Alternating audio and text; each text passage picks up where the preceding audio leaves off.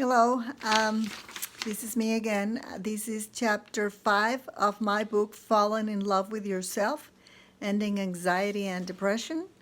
Um, for all of you that don't have the book, I'm gonna kind of explain again the previous chapters, but just real quick. So, on chapter 1, we learned to meditate. For those that didn't know how to meditate, we talked about breathing and relaxing our body until we achieve the altered state of the mind. And your homework was to look online and learn any other way that you want to do it. This is the way I do it, but I still suggest imagination is one of the best tools that we have because you keep one of your hemispheres busy while you're imagining. And plus, imagining is amazing, and it will be explained later as a way of reprogramming our subconscious mind. So I wanted you to learn that in the very beginning, to use your imagination and to get to know your abundant inner child. In chapter 2, we realize that it's us abandoning ourselves now. We're not here to blame anybody from our past parents, anybody. It's us abandoning our own inner child now. So on chapter 2, we were supposed to meditate and see our inner child and tell her that for the first time in your life, you were going to try to be one with her. So instead of having this power struggle inside of you, we were going to work on being on her side and not abandoning her anymore and honoring her feelings, but basically being one with her, being on her side. I know that we've done different for years. We're usually our worst enemies. So this can be hard, but at least paying attention to how we're mean to ourselves and recognizing that it's us abandoning our inner child now. So taking full responsibility. On chapter 3, it was I spoke about like when a child misbehaves and she's taken to the psychologist as a child, is usually the parent that needs to change. So it was for the first time I asked you during your meditations to tell your inner child that there was nothing wrong with her. It's been preconceived ideas that have been passed to us by generations, sometimes even religion, the society that tells us that there's something wrong with us. But for the first time, I wanted your inner child to hear from you, the parent, because we're going to learn to reparent ourselves. We're going to take full responsibility, that there was nothing wrong with her or him. So for some of us that have never heard that and we grew up with very conditional love, this is a new one. So I suggest a week for every chapter, but stay as long as you need it. Sometimes less, sometimes more. You're the only one that knows. Chapter 4 was when we released our parents of the responsibility of meeting our needs. And it's kind of crazy because, and it's just not me, but there's a lot of people that in their 30s, 40s, 50s have also awful relationships with their parents still, and they're still hanging there. And I think I was still hoping that my mom was going to change and meet my needs and heal my emotionally, but I guess it didn't happen, and if it didn't happen in the past 10, 20, 30 years, it's not going to happen. So we're going to release them.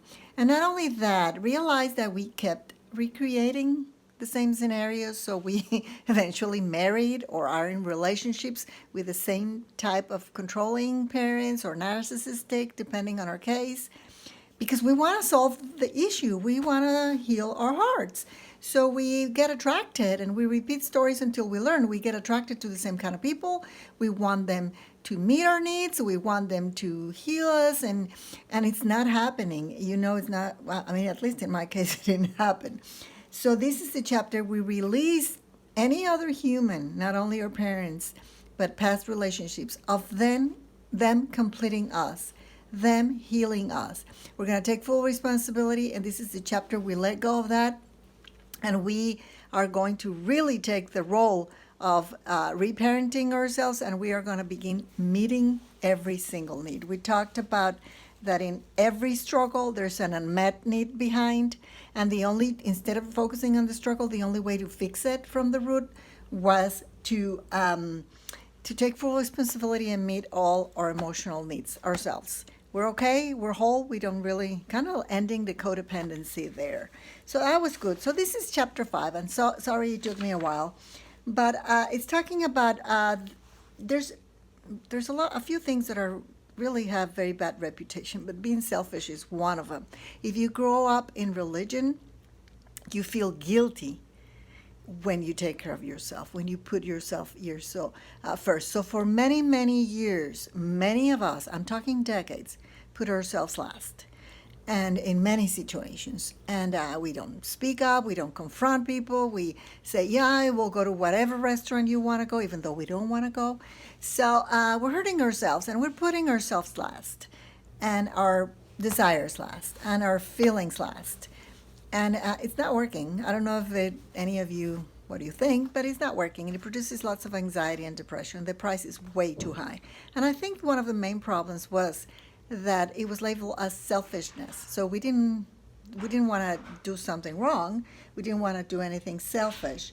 So in this chapter, we are going to talk about taking care of ourselves and putting ourselves first for the very first time.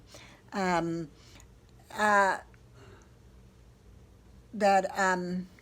says one of the things is we're afraid people won't like us, so we gotta get rid of that. We're gonna be okay either way, but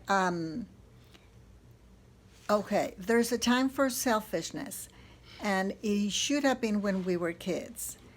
It should, the 2 or the 3-year-old are selfish, and it should have been okay, because that's when the child realized that he was whole and that he was empowered to take decisions. I'm willing to share this toy, but I'm not willing to share these other ones, so I'm going to go hide it. And parents should have encouraged. So it didn't happen, especially for all of us that grew up in religion. We were selfish. You're supposed to share all your toys. You're supposed to, put everybody's first and you last. So I think we missed it. So I am going to ask you in this chapter, the meditation, but before, I'm going to ask you that for at least a year, you put yourself first. And I know it's going to be a battle, because we need to let go that it's selfish. It's not selfish, it's necessary. And putting ourselves last has not worked. So we need to break that mental thing that putting ourselves last is good, it's not. And that putting ourselves first is selfish, it's not. It's necessary, and it was necessary. You need to do it as long as you want or can do it, until you realize you're empowered to share. From that place, you love others.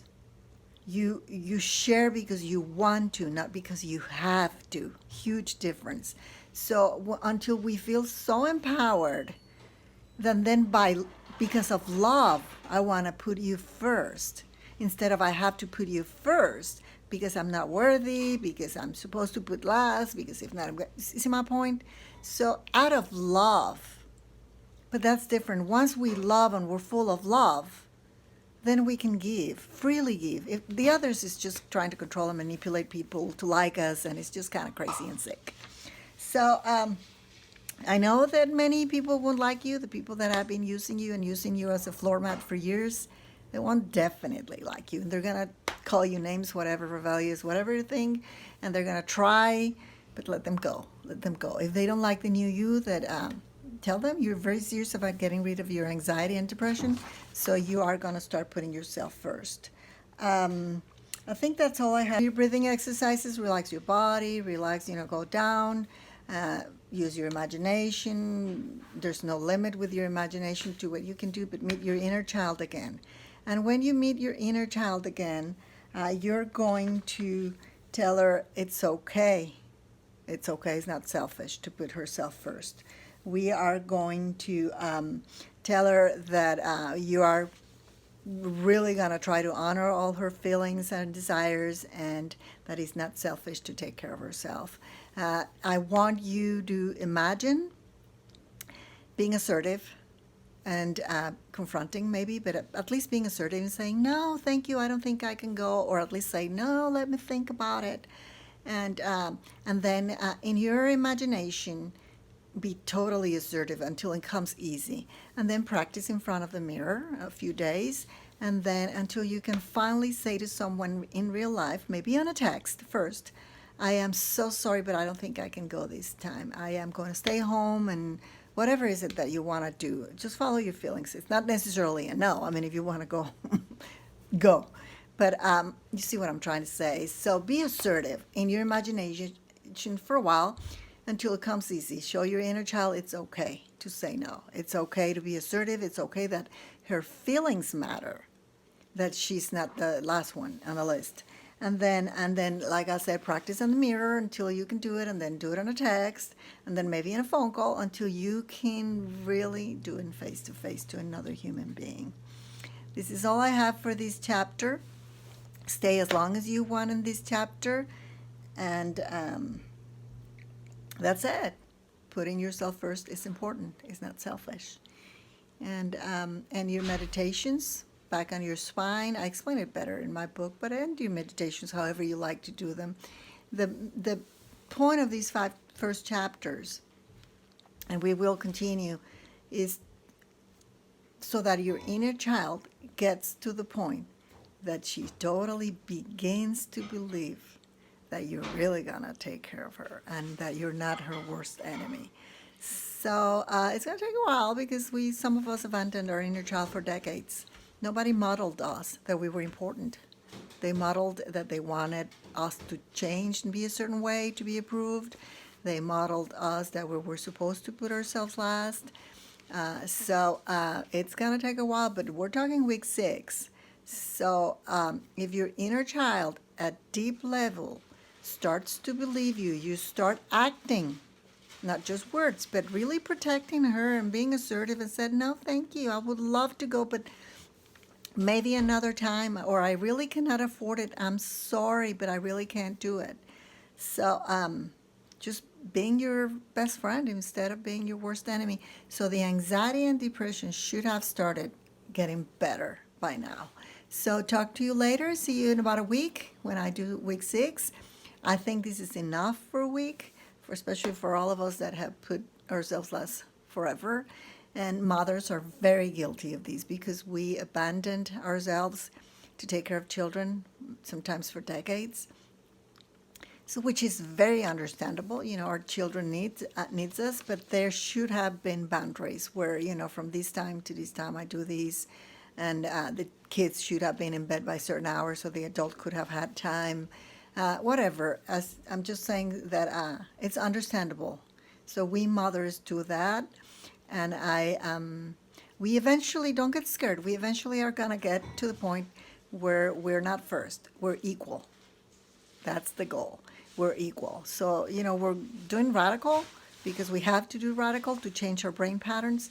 But the goal is that we end up being equal, put others as equal. How about love others as yourself? Sounds right? Well, have fun. Talk to you later and see you in about a week.